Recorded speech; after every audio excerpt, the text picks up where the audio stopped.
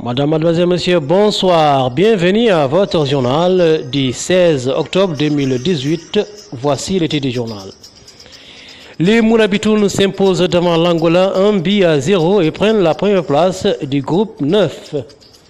La capitale abrite les travaux d'un atelier sur le rôle de la société civile dans la prévention de l'extrémisme violent chez les jeunes. Notre pays célèbre la journée mondiale de l'alimentation. Bonsoir. Je vous le disais en titre, les Mourabitoun viennent de s'imposer cet après-midi face à l'Angola sur le score de 1-0 au stade de feu Cheikh Boudia ou à Nouakchott. Ce match s'inscrit dans le cadre des éliminatoires de la Coupe d'Afrique des Nations Cameroun 2019. Le ministre de l'Hydraulique a supervisé en présence des autorités administratives et sécuritaires de la wilaya de Brakna la cérémonie d'installation du conseil régional de la circonscription de Brakna présidée par Mustafa Ould Mohamed Mahmoud. Démarrage aujourd'hui à Nouakchott des travaux d'un atelier sur le rôle de la société civile dans la lutte contre l'extrémisme organisé par le projet Sadaka avec l'appui de l'Agence des États-Unis pour le développement international. Objectif, armer les acteurs de la société civile des outils nécessaires pour la lutte contre l'extrémisme.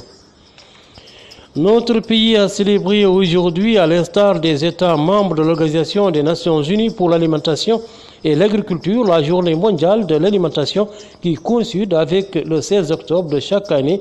Cette célébration est organisée par le ministère de l'Agriculture en collaboration avec la FAO et le Programme alimentaire mondial. Place à l'actualité internationale que nous commençons en Syrie à la suite d'un accord entre Amman et Damas, le principal poste frontalier entre la Syrie et la Jordanie a rouvert lundi après 3 ans de fermeture, une décision qui vise avant tout à soulager les économies en crise des deux pays. Pour le régime de Bachar al-Assad, la réouverture du terminal de Nassib va également constituer une bouffée d'oxygène 7 ans après le début du conflit en Syrie. Le régime ne contrôle que la moitié des 19 points de passage avec ses voisins, le Liban, la Jordanie, l'Irak et la Turquie.